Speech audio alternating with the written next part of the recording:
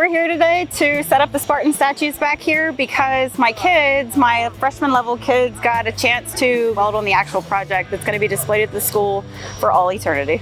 So many programs were involved in this: architectural and design, welding, carpentry shop, also too masonry at the time, and of course machining was in there as well. So basically it's 5 programs that were involved. I teach the architecture and construction management part of this school here. Zach Schoaf was a former student of mine. He won a scholarship. He had a full scholarship to YTI, did some work there, and then graduated, went out into the industry. And he's also our bowling coach. That's when he and Mr. Caruso came up with the idea for the statue. We went on a field trip and got to weld on the statues at Riley Welding. My kids got to MIG weld the inside of it. They got to every single one of them.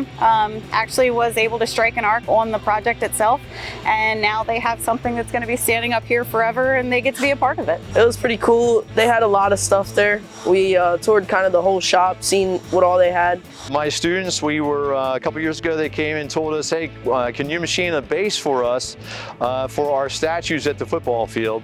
And consequently, that's what we did. So what you see the statue sitting on is actually the base that we machined.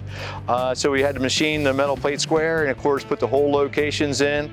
And also too, we made the wooden template up for the, so the thread studs could be put in at the top of each column. We were able to see both statues. One of them I think was already finished, but the one we welded on, it was pretty cool because I never touched MIG welding at all. So it was kind of cool learning it for a little bit there. This project started about 12 years ago, and to see it come together and to know all the students that actually worked on it, all the work that went in behind it, it's a great achievement for our school.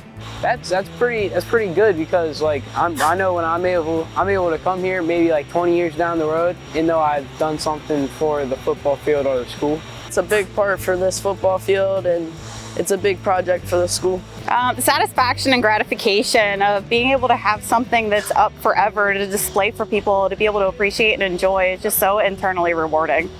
It's very rewarding to see something that you've been working on and something that Mr. Caruso has wanted to do for years, finally see it being accomplished.